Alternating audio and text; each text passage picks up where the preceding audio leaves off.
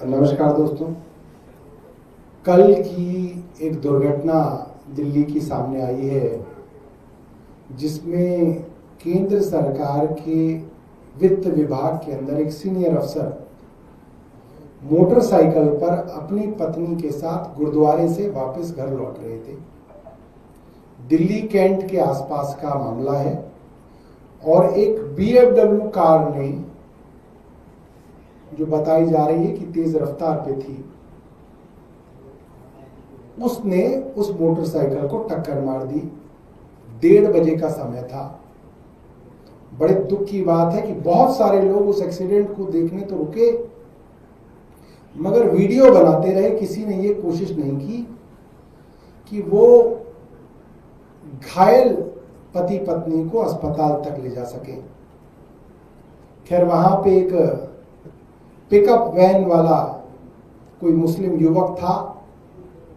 उसने उस बुजुर्ग दंपत्ति को, पति पत्नी को, सिख पति पत्नी थे, उनको अपनी वैन में डाला और जिन्होंने टक्कर मारी थी, बताया जाता है कि वो भी थोड़ी बहुत घायल थी, वो भी उस वैन में आके आगे की सीट पे बैठ गई और उन्होंने जाके किसी प्राइवेट अस्पताल के अंदर तीनों दाखिल करा दिए गए।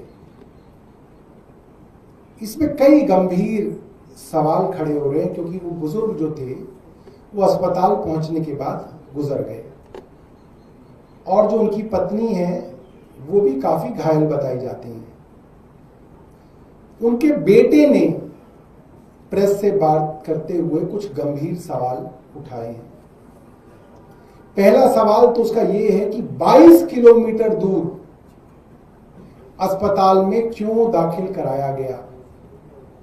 आसपास बहुत सारे प्राइवेट अस्पताल हैं, इतनी दूर एक छोटे प्राइवेट अस्पताल में उनको दाखिल कराया गया जहां पे सहूलियतें भी नहीं थी।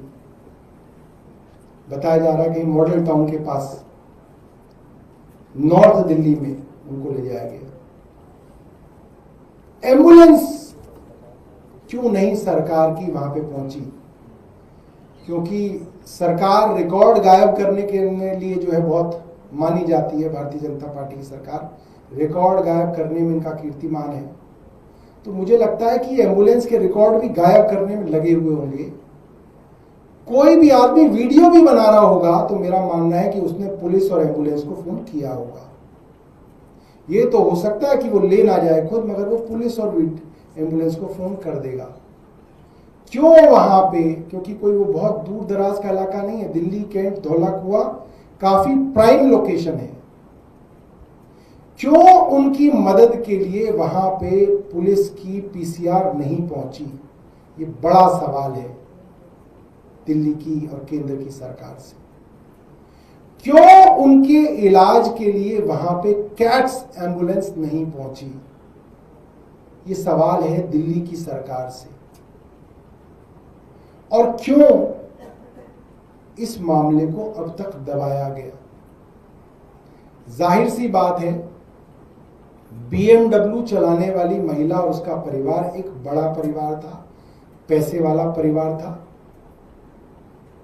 उसकी पैसे और उसके वर्चस्व के चलते इस मामले को दबाने की कोशिश हुई, सबूत नष्ट करने की कोशिश हुई, इसकी सही तरीके से MLC ना हो पाए इसकी कोशिश हुई, मगर मामला बढ़ गया क्योंकि जो गुजरे हैं उनके बेटे ने मीडिया के अंदर शोर मचाना शुरू कर दिया। एक और बड़ा सवाल है, अरविंद केजरीवाल जी ने अपने समय में एक स्कीम शुरू की थी, फरिश्ते योजना, और मैंने आपको बताया था कैसे वित्त मंत्रालय के अधिकारियों ने इस योजना को रोका था।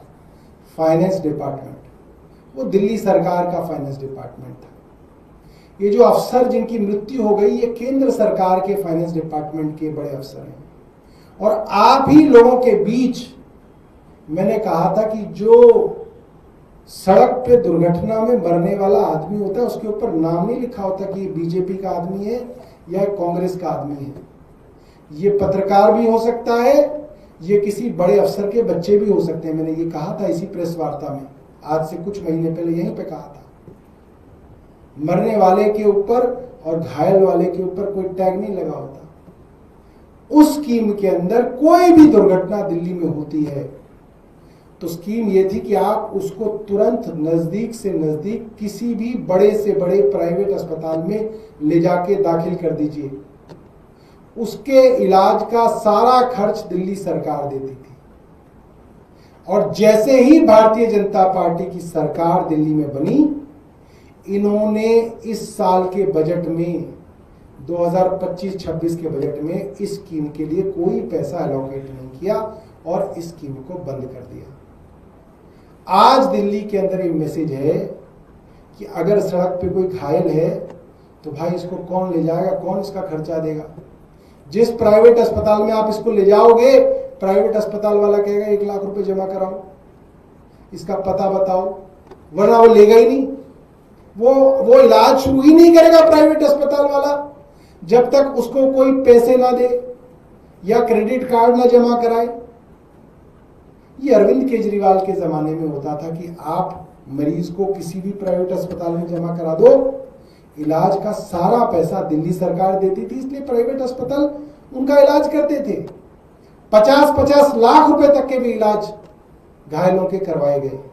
मगर इस निर्दयी क्रूर सरकार ने इस स्कीम को बंद करके पता नहीं कितनी मौतों का ये जिम्मेदार बनेंगे, कितनी आत्माएं ऊपर भगवान के पास पहुंच के इनको कोस रही होंगी कि इस दिल्ली की भारतीय जनता पार्टी की सरकार के कारण सैकड़ों लोग सड़कों पे मर रहे हैं बिना इलाज के। बहुत बहुत आप लोगों का धन्यवाद। आपके पास कोई प्रश्न हो? Thank you.